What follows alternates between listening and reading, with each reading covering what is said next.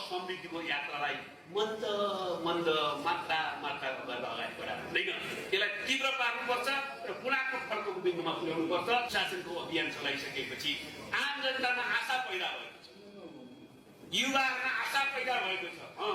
हाम्रो देश अब बन्छ भन्ने एउटा नयाँ प्रकारको वातावरण निर्माण भएको छ।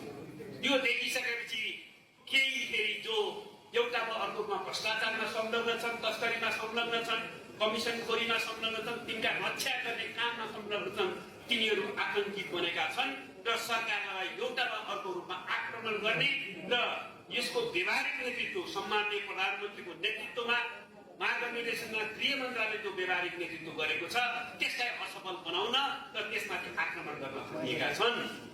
यो स्वाभाविक पनि हो। किन स्वाभाविक हो भने यो वर्गसँग छ। हामीले दलाल तथा नोकरशाह पुँजीपति वर्गले अहिले नेपालमा समस्या उत्पन्न गरिरहेको छ। राष्ट्रिय पुँजीको विकास गर्न, उत्पादनको वृद्धि गर्न र त्यसको समन्वय वितरण गर्न भनेका थियौँ।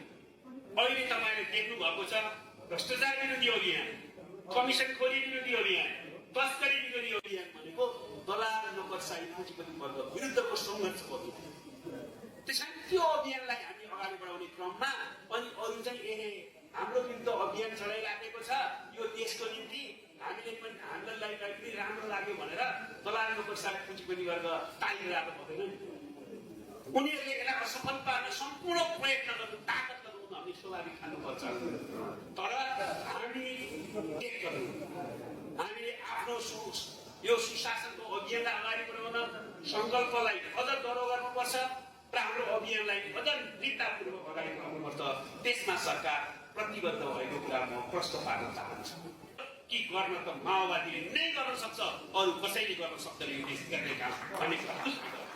हामी जनताको प्रत्येकको घर घरमा जान्छौँ। हिजो जसले हामीलाई मत दिनु भएन, जसले हामीलाई यो त ठिक छैन क्या भन्नुभयो, उहाँहरूलाई पनि भन्न चाहन्छु तपाईँले के देख्नुभयो त? अब यो देशमा यो परिवर्तन ल्याउने काममा माओवादीले गरेको त देख्नु भएकै थियो।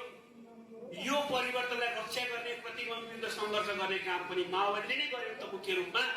त्यही छैन, यो राजनीतिक परिवर्तन मात्रै भएर पुगेन। सामाजिक आर्थिक रूपान्तरण गर्नुपर्छ, विकास गर्नुपर्छ, समृद्धि गर्नुपर्छ, त्यसको निम्ति भ्रष्टाचार विरुद्ध अभियान चलाउनुपर्छ भनेर दृढतापूर्वक अगाडि बढ्ने काम पनि माओवादीले सरकारले नै गर्यो त हो कि होइन भन्दै हरेक घरमा जान्छौँ। हरेकको घरमा, त्यो काङ्ग्रेसको साथीहरूको घर होस्, एमालेको साथीहरूको घर होस्, अरू कुनै पार्टीको होस्, कुनै पार्टीमा नलागेको न्युट्रल साथीहरूको सबको घरमा जान्छौँ। हामी हौँ माओवादी, जनताको सेवा गर्ने फेरि सङ्कल्प गरेर हामीले सरकारबाट काम गर्दैछौँ। अब हामी तपाईँको सुझाव दिन चाहन्छौँ। आलोचना गर्नुहोस् तर सुझाव दिनुहोस्, सही कामको समर्थन गर्नुहोस् भनेर हामी जनताको घर घरमा जानेछौँ। हरेक पार्टी सदस्यलाई भन्दैछौँ यो पटक पार्टी निर्माण गर्ने ऐतिहासिक अवसर हो। जब सरकारले जनताको पक्षमा काम गरेको छ, राष्ट्रको पक्षमा काम गरेको छ, एउटा अनुकूल वातावरण बनेको छ, पार्टी निर्माणको यही अवसर हो भनेर हामी सारा पार्टी सदस्यहरूलाई उठाउनको निम्ति, जागृत गर्नको निम्ति, सक्रिय पार्नको निम्ति पार्टी सदस्यलाई जाँदैछौँ। त्यसरी पार्टीको नयाँ प्रकारको रूपान्तरको प्रति अगाडि बढाउँछौँ र यो देशलाई अहिलेको सामाजिक आर्थिक रूपान्तरको प्रक्रिया र शान्ति प्रक्रियाको बाँकी काम गर्ने कुरा गर्ने प्रक्रियाको नेतृत्व गरिसकेको त्यो अभियानमा छौँ। जुन बेलामा माओवादी केन्द्रको नेतृत्वमा सरकार बनेको छ, त्यो सरकारले मात्रै सामाजिक आर्थिक रूपान्तरण र जनताको हितको पक्षमा काम गरेको छ भन्ने कुरा व्यवहारबाट प्रमाणित भएको छ। यो देश बजारमा रहेको बेलामा लोड सेडिङको अन्त कुन सरकारले गर्यो? माओवादी केन्द्रको नेतृत्वमा सरकार हुँदा हामी लोड सेडिङको अन्त गर्यौँ।